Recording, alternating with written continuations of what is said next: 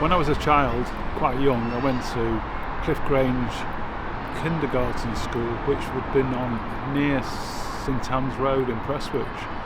And then I went to Sedgley Park County Primary School, which I used to walk to from Salford every day. And when I got to 11, the decision was, is it KD or is it the local secondary modern school, which was North Salford on Leicester Road? Now, as I've said, my father wasn't from Manchester, and he went to the Christian Brothers School in Gibraltar, which was half Jewish anyway. So he sent me to North Salford. Well, it was an eye-opener. From day one, I recognised there was only 7 Jewish children in the school and only 1 in my class. It didn't take long for people to find out that I was Jewish. There was a few other guys there with kippas on and pears down near their ears, and they really did suffer. What I would say, I thought I could fight, but not till I got to that school, and fight dirty. That's how I became somewhat a protector of some of the other guys, but really I tried to avoid it. You push me too far, I will react. Before that, I'll just listen. And when it got to about the 3rd year, things started to stop, which was quite good. But then when you get to the 5th year, there was more skinheads around the school. So if you were there in the evening for any activity, you'd have them to contend with. But I wasn't a bad runner, but I could always turn around and fight. And are you in touch with anyone from those days? Actually, no, I don't keep in touch. I didn't really make many friends at that school. Most of my friends now are from days when I was courting, got married, and from work. I can't really say it was the greatest experience. Well, that school's been gone a long time now. I know exactly where you mean. It's been houses for ages, hasn't it? There was a fire. No, down, it's actually the school that's houses. That was a Catholic school. So across the road is now an Orthodox Jewish girls' school, and has been for maybe 20 years. So the school where you were bullied and and experienced anti-Semitism is now an Orthodox Jewish girls' school. That's the ironic thing about it, yes. I mean, the whole area is much more Orthodox than it was in my day. I mean, it was quite Orthodox, but I would say it's extremely Orthodox now. Brilliant. So, I guess maybe one incident. So was the particular incident? Yeah. So I got reminded about 25 years ago. I accidentally met somebody in a local pub, and he said, "You're Lionel Levy." I says, "I remember you from school. Why did your father ever send you to that school?" And he says, "You had to fight." And he remembered it more than I did, to be honest. And he actually told me the story where I actually picked somebody up, threw them across the room until he hit his head on a radiator. And I think he was only bruised. I can't really remember. But I just do remember the incident when he told me that. But I remember a few other incidents as well.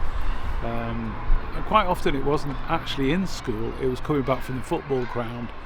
Or rugby ground, where people would start chapping you and giving you trouble, and you had to react, because you were out of school. So I felt I could.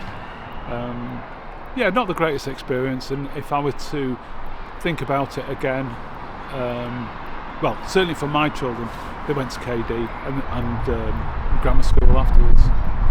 And what do you think about? I mean, answer this or don't, but when we've had this whole thing about anti-Semitism in the last few years, I remembered being attacked in North Manchester. I lived very, very near the school you're talking about. I lived pretty much on the same road, and we did used to get half bricks thrown at us. We did used to have to deal with violence, whereas the anti-Semitism that's been talked about now is verbal or in writing, or it's pretty different. How did you feel about all of that when that's come up in the last few years? Well, it does remind me, but as you say, it's somewhat different. This is almost a one-on-one thing. It wasn't necessarily gangs, except when the skinheads came popular in the late 60s. It just tended to be one or two individuals that would do that. I mean, I even experienced it in my workplace. You know, somebody would say someone would say to me that I believe you're Jewish. Well, yeah. He says, oh, I didn't know you were Jewish. He says, what? Do I walk around with a sign on there saying I'm Jewish? No, you weren't. You didn't have a hat on or something like that. And he says, come on, we're just the same as you. I was born and bred in Manchester. Why do I have to be different? And I can't say much more than that, you know. And it's still the same these days, you know. Now I've finished work, you don't hear it because I'm not in the workplace. So, I'm Lionel Levy. I live in Whitefield now, but I was actually brought up on Berrynear Road, 471 Berrynear Road, between Moor Lane and St Paul's Road. It was actually my grandfather's house from 1920. I was actually born in London and came to Manchester about 1957, and we lived in that house. Now I'll give you a bit of history about my grandfather. My grandfather was called David Consino. He was born in Casablanca, and his family was involved in the cotton trade, and they came back to Manchester in the late 1896. My grandfather was only a child then, but his older brothers went straight into the cotton trade business. And after the First World War, which my grandfather was in, he came back and he set up in the cotton trade business. So there was about 4 or 5 of the family in that business. Initially partners, then not partners, then partners, and they all went off and doing their own things. Some were just selling cotton back to Casablanca and North Africa, and one actually branched out and started making products, actually manufactured products, and then selling them back. I would say that went on for a good 20-30 years till the Second World War, which was almost the beginning of the end of exporting cotton products abroad. Now back to the family, they split up. One went off to America, in fact 2 went off to America, and they pretty much went their own ways. My grandfather ended up in manufacturing in Manchester with a company called Waterbuck Trading Company on Nicholas Street in Manchester. What else can I say about the house? Well, I guess, why do you care? What is it about this bit that's got you doing your research and wanting to write about it? I think what it is, I care, is that my children and my grandchildren really haven't seen what the Jewish history and why people have come to Manchester in the first place. And some have come purely on economic grounds, and some have come because of persecution. I would say my family came because of economic grounds, to make money, and they did that quite successfully. My grandfather, when he passed on, was quite a wealthy man, and I would say, sorry, froze there for a minute. I would say it puts into the family a work ethos to actually make your own business if you can. If not, get a profession. My father went into business with my grandfather, and in the 60s the schmatty and cloth making business was actually going downhill, and the business got liquidated in the early 60s. And by that time my grandfather was out of the business, but my father carried it on until it went downhill, and then had to find another trade, because I think that was the way it was all going for everywhere, because the Far East was starting to produce goods. So it was the end of really cotton in Manchester.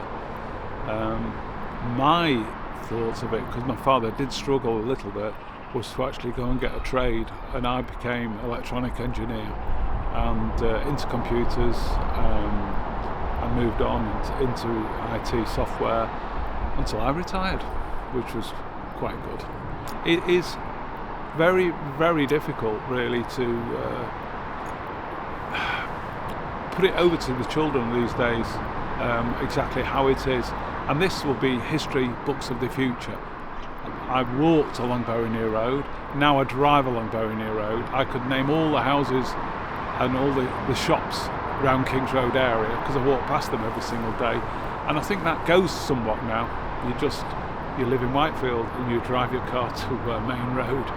My family history is very, very broad. I've actually started doing a book on the family. I've got from my great-grandparents down. So my great-grandmother was from Bulgaria, my great-grandfather was from Turkey. I've also got a great-grandmother from Portugal, and the rest have come from Gibraltar. So Gibraltar is very keen to my history, but I decided to look, doing some research, and I've unfounded a lot of information. Leslie Hall Belisha was my grandfather's cousin.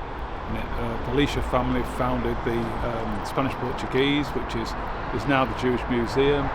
I've founded the Nobel Prize winners, actors, artists, horticulturists. It's amazing. And I'm one of these people who will just go on the internet, and if there's a name that I think is related, I'll send them an email. It may take 2 or 3 emails before I actually get them to accept that I'm genuine and not spam or after any money, but people do come back to me. I've had people from New York, LA, Turkey and Morocco coming back to me with information.